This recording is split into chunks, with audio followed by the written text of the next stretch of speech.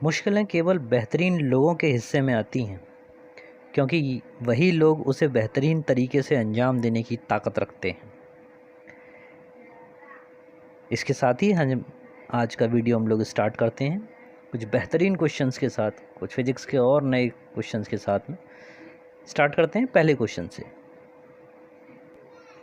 पहला प्रश्न आपके सामने कि किसी उपग्रह का उसकी कक्षा में वेग निर्भर करता है।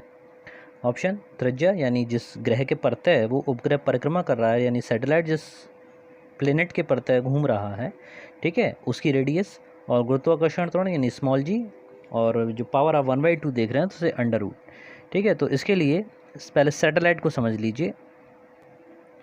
तो चित्र आपके सामने, जिससे ये प्रदर्शित हो रहा है कि किसी भी एक यंत्र को आप पृथ्वी से, यानी पृथ्वी की जो सरफेस है उससे कई 100 किलोमीटर ऊंचाई पर जाकर 8 किलोमीटर प्रति सेकंड का अगर वेग दे दें तो वो लगातार उसी कक्षा में परिक्रमा करता रहेगा। ठीक है, तो जिस कक्षा में ऊपर जिस वेग से परिक्रमा करेगा उसको हम कहते हैं कक्षीय वेग या ऑर्बिटल वेलोसिटी। ठीक है, तो इसकी जो वैल्यू है ये डिपेंड करती है v0 से इसे प्रदर्शित करेंगे।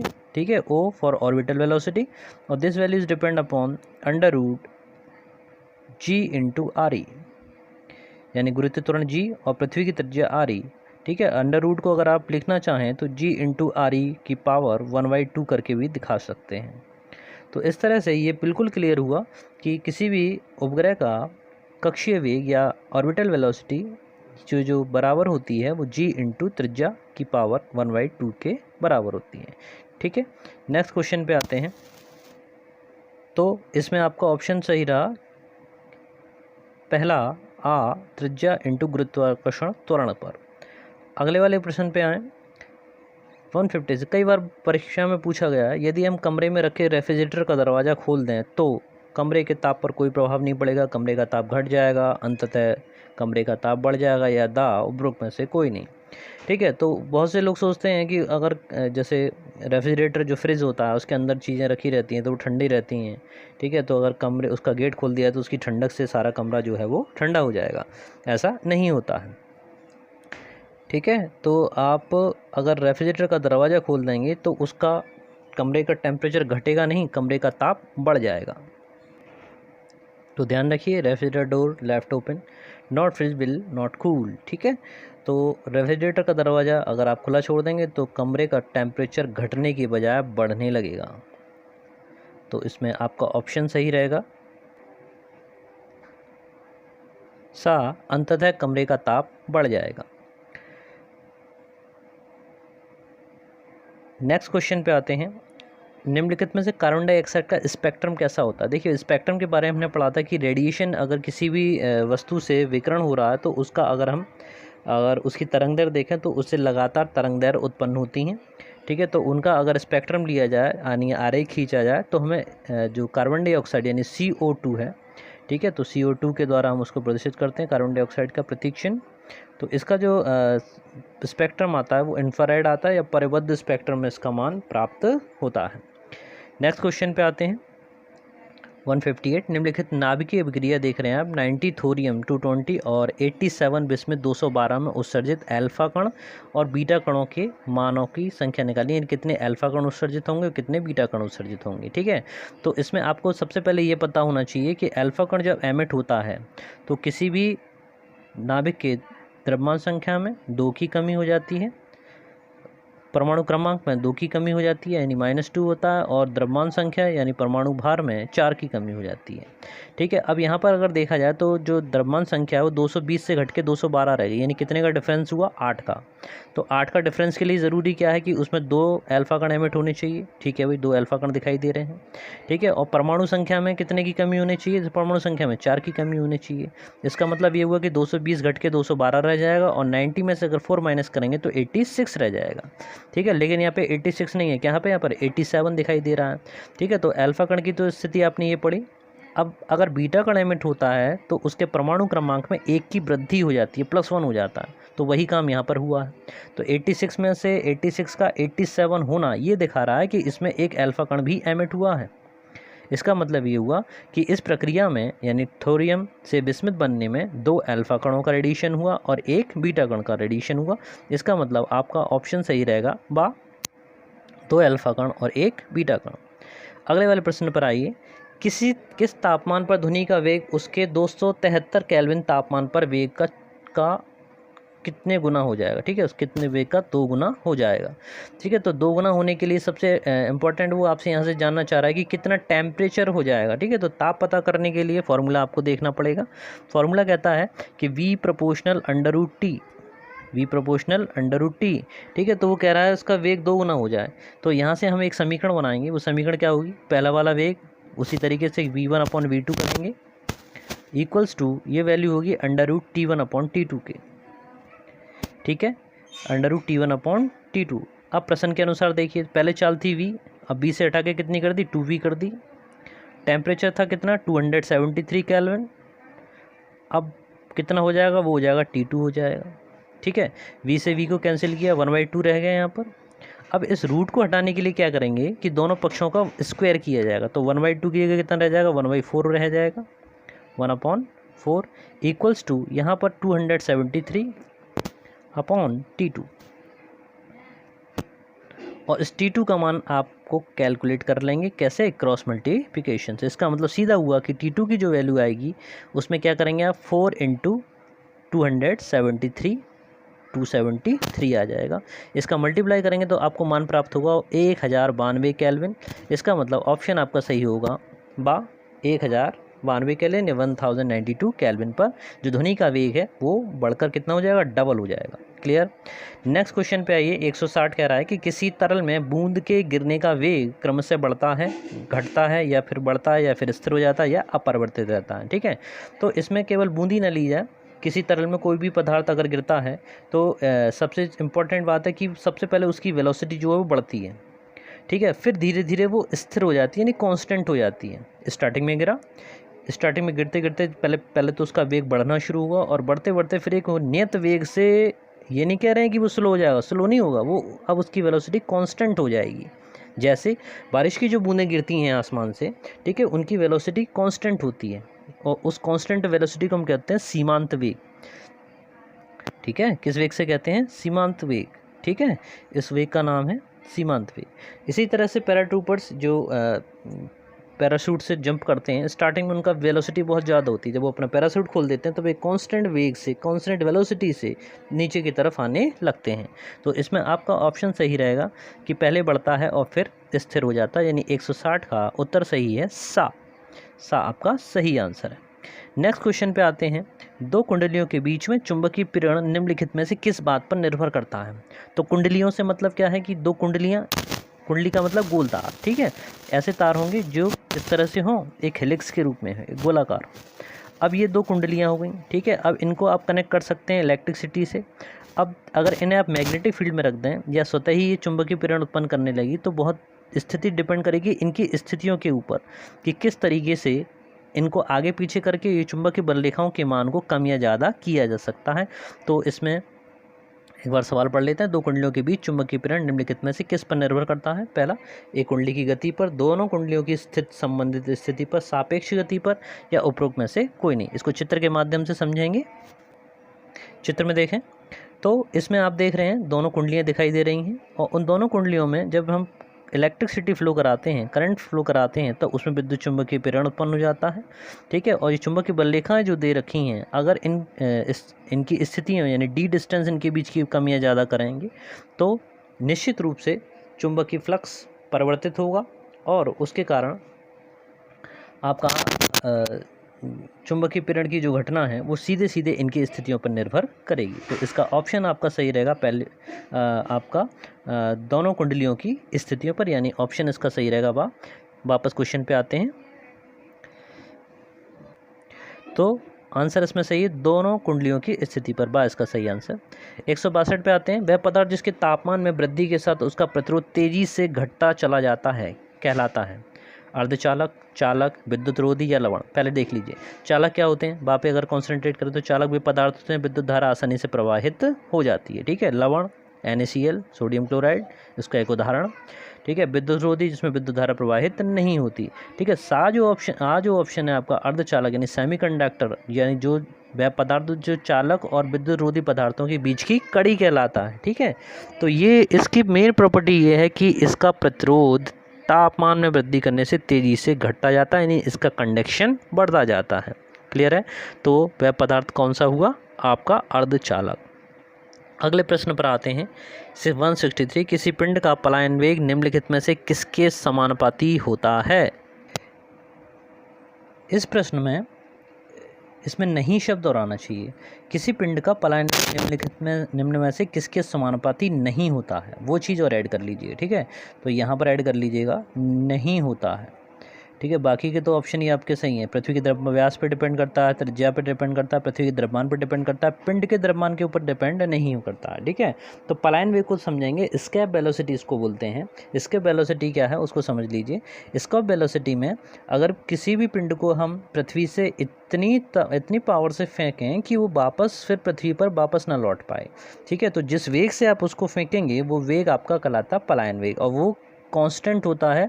कितना होता है, ये होता है आपका 11.2 किलोमीटर पर सेकंड, यानी एक सेकंड में कोई वस्तु अगर 11.2 किलोमीटर दूरी तय कर जाती है तो वो पृथ्वी के गुरुत्वाकर्षण क्षेत्र को पार कर जाएगी और फिर वापस लौटकर पृथ्वी पर नहीं आएगी।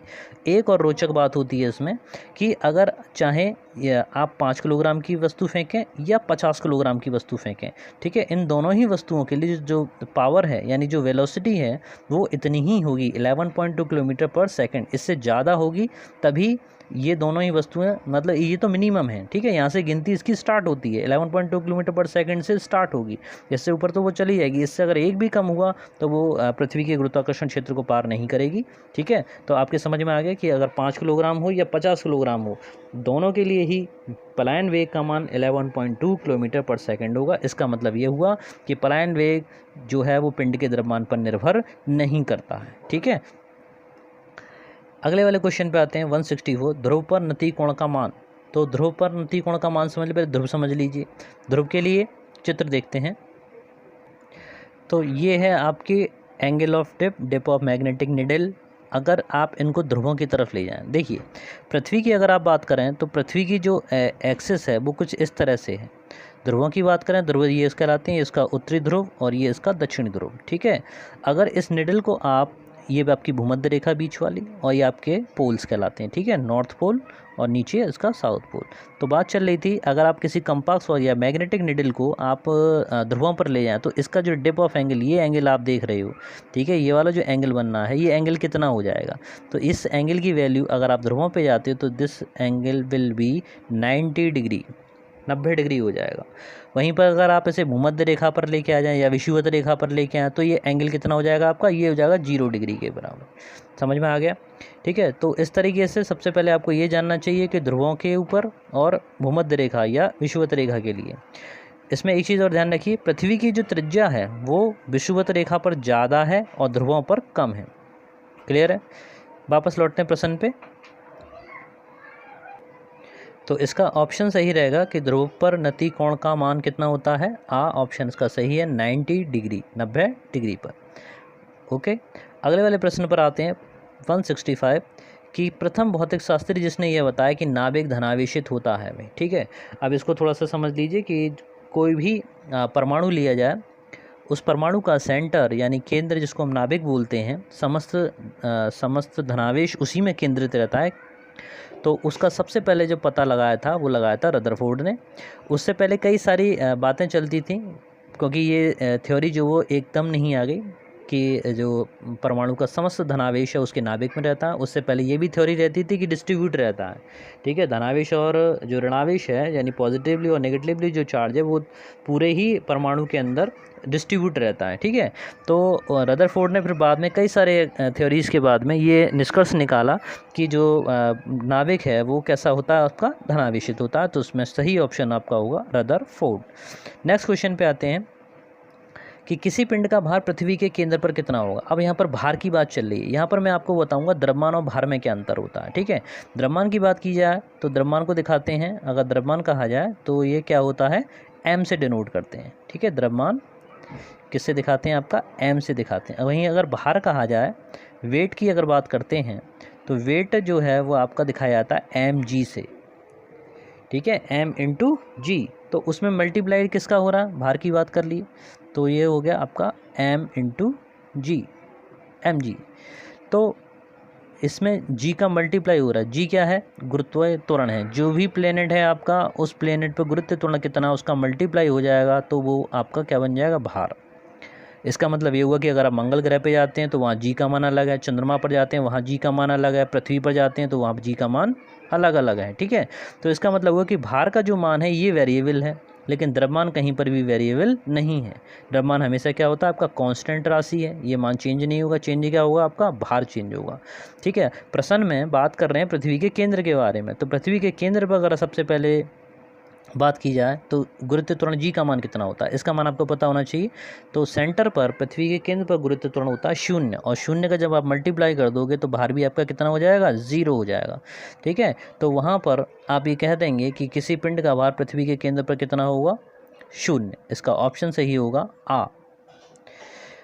नेक्स्ट क्वेश्चन पे आते हैं। निकट दृष्टि दोष में भाई बहुत इंपॉर्टेंट प्रश्न है। निकट दृष्टि दोष हुआ, दूर दृष्टि तो मायोपिया हुआ, ठीक है। इसमें इसके दोष की स्थिति क्या होती है उसको हम चित्र के माध्यम से समझें। बहुत इंपॉर्टेंट क्वेश्चन है, इसलिए इसमें थोड़ी भी लापरवाही नहीं, ध्यान से देखेंगे चित्र को।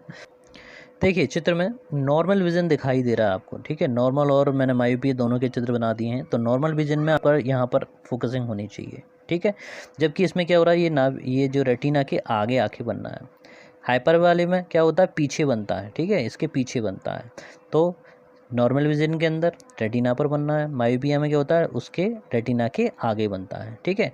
अब इसको दूर करने के लिए क्या होता है, ये अगर इस दोष को दूर किया तो कई बार भी ये भी सवाल पूछा जाता है कि इसको दूर करने के लिए क्या करें।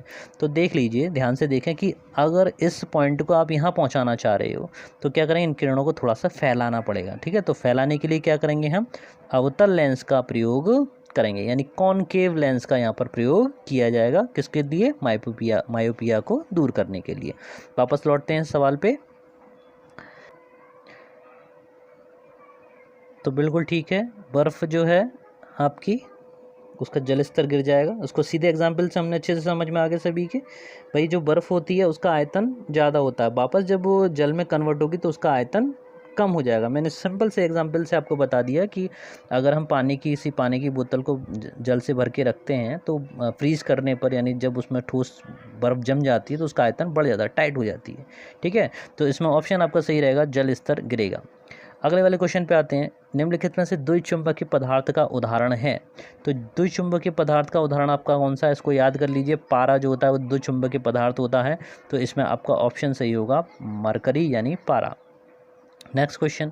वे पदार्थ जो ब्रह्मांड में यानी स्पेस में, ठीक है, कॉस्मोस में तीव्र रेडियो तरंगें उत्सर्जित करते हैं, उनको हम क्वासर्स कहते हैं, ठीक है। तो इसका ऑप्शन सही रहेगा आपका बा सही आंसर है, क्वासर्स, ठीक है।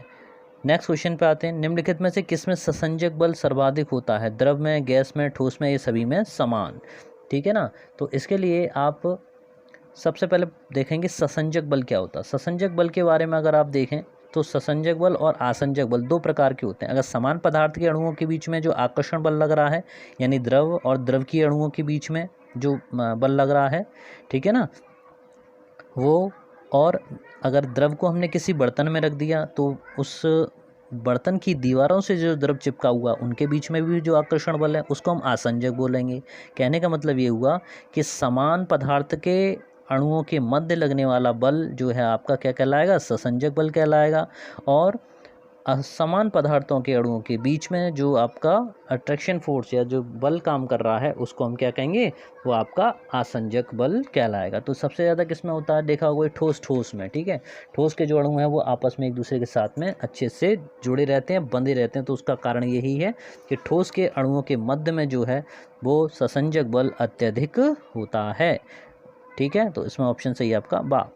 नेक्स्ट क्वेश्चन पे आते हैं। निम्नलिखित में सबसे कमज़ोर बल कौन सा है? ठीक है, तो वीकेस्ट फोर्स जो है वो पृथ्वी का जो सबसे दुर्बल बल माना गया है वो आपका गुरुत्वाकर्षण बल को हम सबसे कमज़ोर बल या वीक फोर्स की संज्ञा देते हैं। तो इसका ऑप्शन आपका आ, गुरुत्वाकर्षण बल। नेक्स्ट क्वेश्चन पे आते हैं। एक सरल लोलक का दोलन काल 2 गुना हो जाए तो उसकी लंबाई 8 गुना बढ़ा दें, कि मतलब 2 गुना कैसे हो जाएगा, ठीक है, आवर्तकाल 2 गुना कैसे हो जाएगा, अगर लंबाई 8 गुना कर दें या लंबाई 2 गुना कर दें, लंबाई आधी कर दें, लंबाई या 4 गुना कर दें, ठीक है। तो सबसे पहले आप सरल लोलक से बात मिलिए। तो सरल लोलक आपके सामने है। सिंपल सरल लोलक क्या है, कोई भी एक धागा ले लो जो लंबाई में ना बढ़े, ठीक है, उस धागे के एक सिरे से बॉब को लटका लो, यानी पीतल की कोई गोली हो, उस गोली को धागे के एक सिरे से बांधकर दूसरे सिरे को दृढ़ आधार से लटका दो। तब ये वाला जो आपकी समायोजन है, या जो सेटअप है, ये जो अरेंजमेंट है, ये आपका सिंपल पेंडुलम या सरल लोलक कहलाता है। अब इसको एक साइड ले आकर छोड़ दें तो क्या करेगा, ये दोनों अपनी माध्य स्थिति के यानी मीन पोजीशन के दोनों साइड में क्या करता रहेगा, ये दोलन करना शुरू कर देगा, ठीक है। एक दोलन में कितना समय लेगा, उसका फॉर्मूला होता है, क्या होता है कि T equals to 2 pi under root में L/G होता है, ठीक है। तो यहाँ पर दिखाई दे रहा है T और L, इसको ध्यान रखिएगा। देखो G यहाँ पर कांस्टेंट है, ठीक है, 2 पाई आपका कांस्टेंट हुआ। अब दो ही चीज़ें वेरिएबल हैं, क्या, T और अंडर रूट L में, ठीक है। तो T प्रोपोर्शनल अंडर रूट को ध्यान रखिए।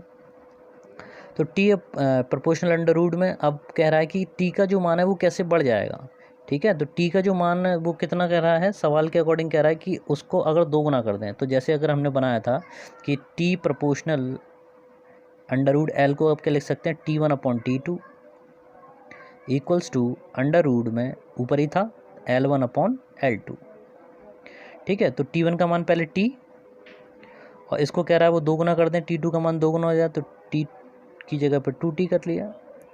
अंडर रूट L1 की जगह L1 रखो भाई, नीचे रख दीजिए L2, क्लियर है। T से T खत्म, कितना रहेगा 1/2। जैसे पहले वाले सवाल में हमने इस वैल्यू को निकालने के लिए दोनों पक्षों का रूट किया था, ठीक उसी तरह से यहाँ पर भी दोनों पक्षों का क्या कर दोगे आप, वर्ग कर दो, ठीक है। तो वर्ग कर देंगे तो ये हो जाएगा 1/4, और इधर से रूट हट जाएगा, यानी क्या रह जाएगा L1/L2। आपको मान पता करना है L2 का, तो L2 का जो मान है ये बराबर कितने हो जाएगा, 4 × L1, ठीक है। तो बिल्कुल क्लियर है कि जो लंबाई है, अगर आवर्तकाल आप 2 गुना करना चाहते हो तो लंबाई उसकी पहले से कितने गुना करनी पड़ेगी, 4 गुना करनी पड़ेगी, ठीक है। वापस क्वेश्चन में चलते हैं। तो ऑप्शन आपके सामने, तो इसमें ऑप्शन आपका सही रहेगा कि लंबाई को 4 गुना बढ़ा दिया जाए, यानी द आंसर आपका सही है। अगला क्वेश्चन पे आते हैं, 175। परिधि से ध्रुव की ओर बढ़ने पर G का मान बढ़ता है, घटता है, अपरिवर्तित रहता है, पहले बढ़ता है या घटता है। बहुत इंपॉर्टेंट है, कई तरीके से पूछा गया है, कई बार पूछा जाता है, इसको अच्छे से समझ लीजिए। जैसे मैंने अभी आपको बताया कि पृथ्वी की जो त्रिज्या है वो ध्रुवों पर कम है और भूमध्य रेखा पर ज़्यादा है, ठीक है। इसका मतलब ये हुआ कि जैसे जैसे आप भूमध्य रेखा से ध्रुवों की ओर चलते हो, त्रिज्या का मान कम होने लगता है भाई, ठीक है। पृथ्वी की त्रिज्या कम होने लगती है क्योंकि वहाँ पर चपटी है, ठीक है। अब जो स्मॉल g का मान है, ये इसका जो वेरिएशन है with respect to the radius of Earth, ये है g, small g is proportional to 1/re का स्क्वायर, ये इसके अकॉर्डिंग चलता है।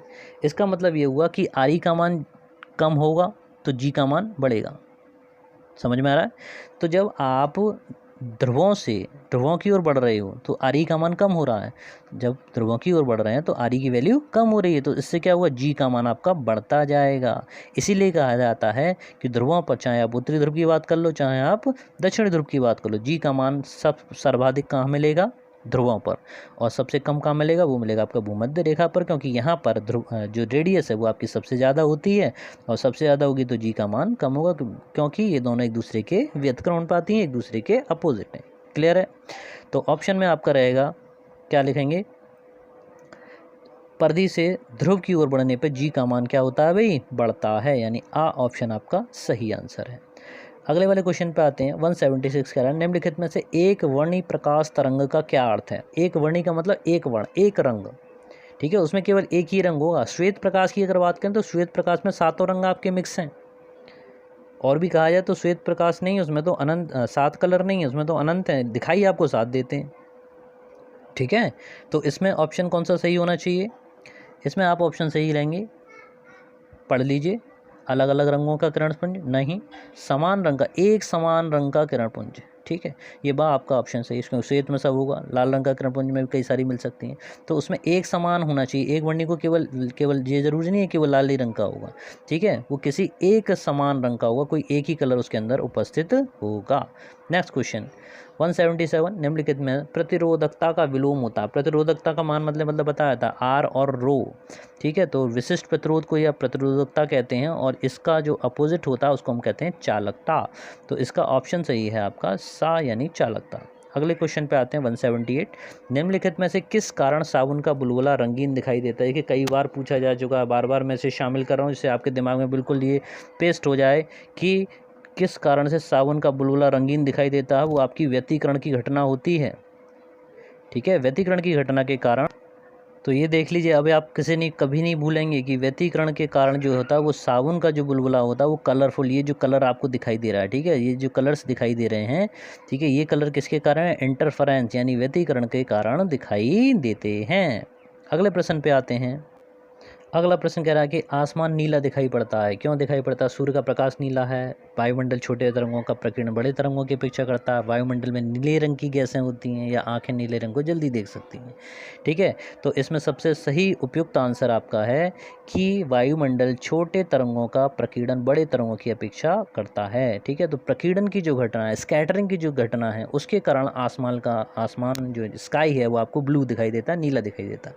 कोई वास्तविक रंग पूछे तो ब्लैक आउट है भाई, ब्लैक दिखाई देता है, ठीक है। अंतरिक्ष में जाकर अगर आप, जहाँ पर वायुमंडल नहीं है का मतलब वायु के कण नहीं होंगे, धूल के कण नहीं होंगे, तो स्कैटरिंग नहीं होगा, स्कैटरिंग यानी प्रकीर्णन नहीं होगा, तो वहाँ पर आपको प्रकाश के जो घटना यहाँ पर उसके कारण नीला दिखाई देता है, अंतरिक्ष में जाने देखने पर वो आपको ब्लैक दिखाई देगा। क्लियर। अगला क्वेश्चन आता है, सूर्योदय व सूर्यास्त के समय अधिक लाल क्यों दिखाई देता है, ठीक है। तो इसके पीछे भी आपका क्या है, प्रकीर्णन ही है, ठीक है। तो इसमें भी ऑप्शन आपका क्या है, प्रकीर्णन। काफ़ी बार कंफ्यूज हो जाता है, कई बार परीक्षा में पूछा जाता है, कंफ्यूजिंग कोर्स है, व्यतिकरण दिखाई देने लगता है क्योंकि वो साबुन का रंग ध्यान होता है, ठीक है। तो ये ध्यान रखिए, साबुन के बुलबुले में कारण जो है वो उसका है, ताप से कोई मतलब नहीं है, विवर्तन वाली घटना नहीं है, किसकी घटना है, प्रकीर्णन की। प्रकाश के प्रकीर्णन के कारण सूर्योदय और सूर्यास्त के समय सूरज का रंग लाल दिखाई देता है। नेक्स्ट क्वेश्चन पे आते हैं। पृथ्वी की कक्षा में प्रवेश करते समय भारहीनता के अनुभव का मुख्य कारण क्या होता है। तो जब पृथ्वी की कक्षा में प्रवेश के समय भारहीनता का मेन कारण यह है कि वहाँ पर क्या है, गुरुत्वाकर्षण बल शून्य है, शून्य गुरुत्व है, ठीक है। अंतरिक्ष में जाने पर क्या है, वहाँ पर शून्य गुरुत्व है, वहाँ पर कोई गुरुत्वाकर्षण बल नहीं है। तो इसका ऑप्शन आपका आपका आंसर सही होगा, यानी शून्य गुरुत्व। अगले वाले क्वेश्चन में आते हैं। पानी में प्रकाश का वेग लगभग कितना होता है। तो इसके लिए आपको ध्यान हो तो मैंने एक फार्मूला बताया था स्टार्टिंग के वीडियोस में, वो फार्मूला था, अगर आपको ध्यान हो तो, हमने बताया था कि n इक्वल्स टू, किसी भी वस्तु में पदार्थ का अपवर्तनांक n बराबर होता है c/v के, ठीक है। c क्या है, निर्वात में प्रकाश की चाल, और v होता है आपका माध्यम में प्रकाश की चाल, n उस माध्यम का अपवर्तनांक, ठीक है। तो यहाँ पर ये पानी में प्रकाश का वेग पूछना चाह रहा है, तो पानी में प्रकाश का वेग निकालने के लिए v इक्वल्स टू आप लिखेंगे c/n, और c का वैल्यू स्पीड ऑफ लाइट 3 × 10⁸, ठीक है। अपवर्तनांक जो होता है जल का वो लिया जाता है 1.33, 1.33, 1.33, ठीक है। अब 1.33 का जब आप इसमें भाग लगाएंगे तो ये वाला जो मान आफ्टर सॉल्विंग दिस इक्वेशन आपका जो मान प्राप्त होगा वो आएगा 2.25 × 10⁸ मीटर प्रति सेकंड, यानी ऑप्शन आपका सही है आ। क्लियर है।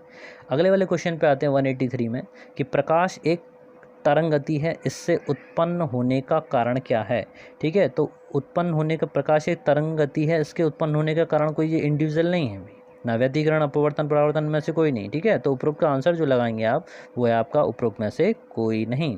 नेक्स्ट क्वेश्चन 184, निम्नलिखित में से पीले रंग का पूरक रंग कौन सा कहा जाता है, ठीक है। तो पूरक रंग की क्या डेफिनेशन है, पूरक रंग कौन सा बोला जाता है, ग्रीन कलर, ये भी याद करने वाला मैटर भाई, ठीक है। तो आपका ऑप्शन क्या है, पीले रंग का पूरक रंग है ग्रीन कलर। नेक्स्ट क्वेश्चन पे आते हैं 185, ध्वनि का गमन सर्वाधिक तीव्र होता है, यानी ध्वनि जो है वो तीव्र गति से सबसे ज़्यादा चल सकती है, किस में चल सकती है, देखो ऑप्शन आप ध्यान से देखिएगा। तो ऑप्शन में आप देखेंगे तो ऑप्शन में लोहे में, निर्वात में, जल में या तांबे में, ठीक है। तो अब यहाँ पर कन्फ्यूज़न के लिए क्या है, देखिए निर्वात की अगर बात की जाए तो निर्वात में ध्वनि का गमन होगा ही नहीं, तो इसमें तो शून्य ऑप्शन आपका गलत, ठीक है। जल में ठोस, चूँकि जल द्रव है और द्रव में ध्वनि की चाल जो है वो ठोस की अपेक्षा कम होती है, तो जल में नहीं होगा सर्वाधिक। अब दोनों चीज़ें बचे लोहे में और तांबे में, ये दोनों ही आपके कैसे हैं, सॉलिड हैं, ठोस हैं। तो अब इसमें आपको ये देखना पड़ेगा, अगर ऐसी स्थिति है तो देखिए कौन सी वस्तु ज़्यादा कठोर है। ठीक है, तो हम ये पाते हैं कि लोहा जो आयरन है वो तांबे से अधिक कठोर है। इस स्थिति में कठोरता को देखते हुए जो वस्तु जितनी ज़्यादा कठोर होगी ध्वनि का गमन उसमें उतना ही अधिक होगा, यानी आपका ऑप्शन सही रहेगा आ। ठीक है, किसमें सब सर्वाधिक होगा, सबसे ज़्यादा ऑप्शन इसमें रहेगा आ, यानी लोहे में ध्वनि का गमन सर्वाधिक तीव्र होता है। ठीक है, इसी प्रश्न के साथ में हम लोग अपना आज का वीडियो समाप्त करते हैं। लगातार देखते रहिए भाई, सब्सक्राइब कीजिए, लाइक कीजिए, शेयर कीजिए। ठीक है, बहुत बहुत धन्यवाद, थैंक यू वेरी मच।